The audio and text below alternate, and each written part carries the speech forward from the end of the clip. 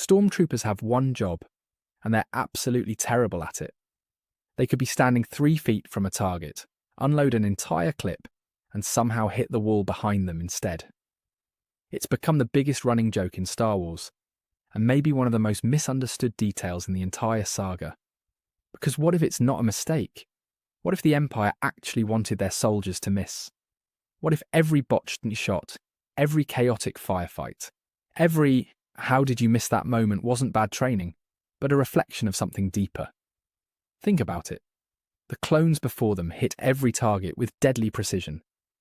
But the Stormtroopers, they were mass-produced, undertrained, and stripped of individuality. They weren't created to fight well.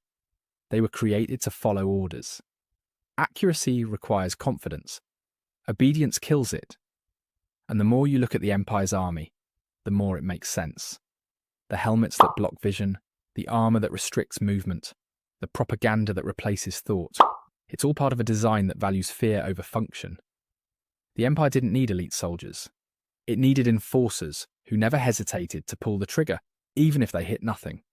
Every time a Stormtrooper misses, it's not just funny, it's tragic. It's a sign of how the Empire destroyed its own effectiveness in exchange for absolute control. In this video, we'll explore the real reason Stormtroopers miss every shot, how their failures reveal the psychology of the Empire, and why the galaxy's worst marksman might actually be Star Wars' smartest metaphor. Let's be honest, the Stormtroopers' aim has become the galaxy's favourite punchline. They miss everything: rebels, droids, doorways, sometimes even each other. But what if their terrible accuracy isn't a mistake? It's a message. Because when you look at how the Empire built them, trained them, and used them, it becomes clear their failure was part of the plan. When the Clone Wars ended, the Empire didn't want soldiers. They wanted control. The clone troopers had been too good at their jobs, too precise, too human, too loyal to each other. And loyalty to your brothers is dangerous when you're serving a dictatorship that demands loyalty only to the Emperor.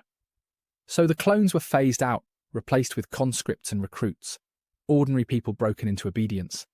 And that's where the rot begins.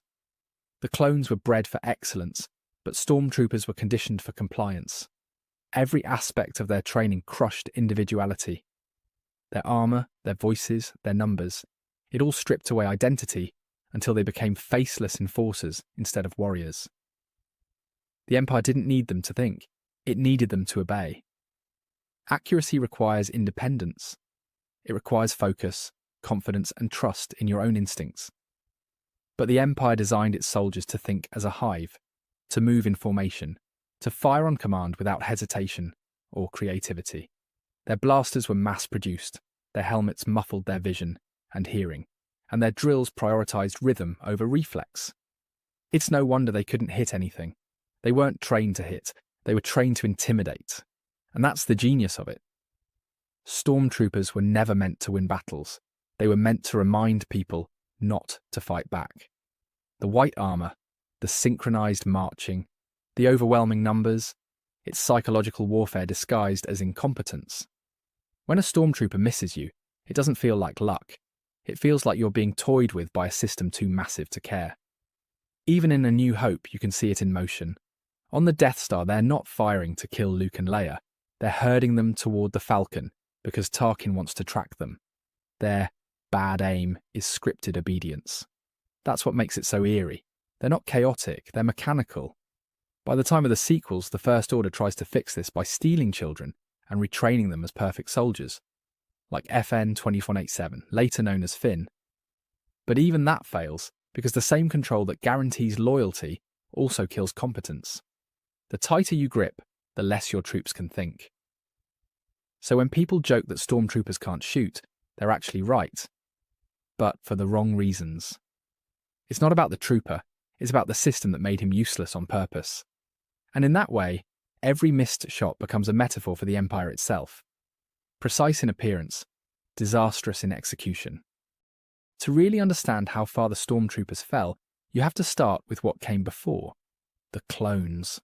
The clones were soldiers in every sense of the word, engineered, trained, and bred for tactical perfection. They were disciplined, but they also had personalities. They questioned orders, adapted strategies, and even developed nicknames. They weren't drones, they were people. That's exactly why Palpatine couldn't keep them. The moment the war ended, they became a liability. Free will, even in small doses, is dangerous to tyranny. So he replaced them with something safer, people stripped of purpose and rebuilt into servants. And to erase the legacy of the clones, the Empire systematically lowered every standard the Republic once held sacred. You can see it in Rebels, when the aging clones mock the new troopers for their incompetence. They couldn't hit a barn, Rex says. And he's right, because the Stormtrooper Corps wasn't built for excellence, it was built for obedience. The goal wasn't victory, it was visibility. They were meant to be seen, not effective. Their weapons were cheap, their armour inflexible, their tactics repetitive. Even their numbers were misleading, thousands of troops stationed across the galaxy, but few with any real combat experience. They were a political statement, not a military one. A symbol of imperial strength built on hollow skill. And what's wild is that it worked for years. The Empire didn't need accuracy when it had fear. Planets didn't rebel because of blaster fire. They stayed in line because of propaganda, surveillance, and the constant presence of faceless soldiers who could show up at any time. Stormtroopers didn't win hearts or wars. They maintained terror. By the time the rebellion rose, that illusion started to crack. You had veterans like Han Solo mocking their aim, Leia calling them clumsy, and Luke, who'd barely held a blaster, taking them out by the dozens. That's not comedy. That's commentary. It's Star Wars showing us how authoritarian systems collapse under their own inefficiency. The clones were the embodiment of trust and precision. The Stormtroopers were the product of paranoia. One fought for brothers, the other for a bureaucracy. And that's the real downgrade. The Empire wanted soldiers who never questioned orders, and it got them. But in doing so, it killed the very thing that made the Republic's army strong, the ability to care. And when soldiers stop caring, they stop hitting their targets. But there's one more layer to this, one that makes the Stormtroopers' bad aim less about failure and more about tragedy. Because these weren't just nameless villains, they were victims too. Victims of propaganda, dehumanization, and a system that stripped them of everything except fear. Under the armour, every trooper had a story. A conscript from Lothal who wanted to feed his family. A refugee from the Clone Wars who thought the Empire meant stability.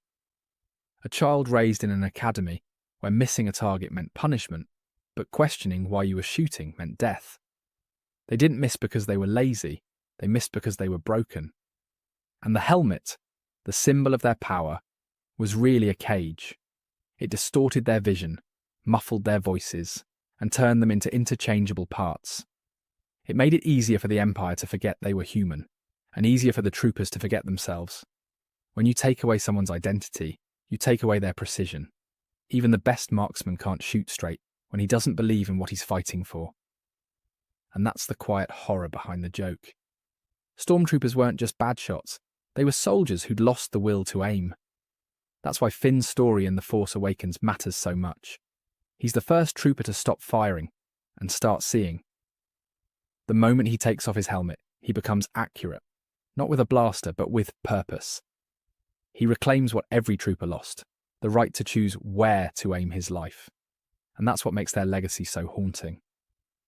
For all their facelessness, the Stormtroopers reflect the cost of obedience more than any Sith ever could.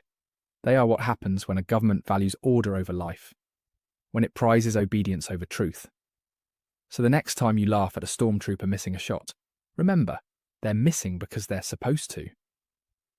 Their failure isn't a flaw in storytelling, it's the story itself. They represent an empire so obsessed with control that it forgot how to win. And in the end, every laser bolt that hits nothing is really a symbol of what the Empire stood for. Force without focus, power without purpose. Thank you for watching. Be sure to like, subscribe, and hit that share button. My main channel is Critical Analysis Hub, where I post Star Wars content about the movies. My secondary channel is Critical Analysis Hub Plus, where I focus on the shows of Star Wars. And my third channel is Critical Analysis Hub XP, where I post comic books. Be sure to take a moment and check them out. Thanks, and may the Force be with you.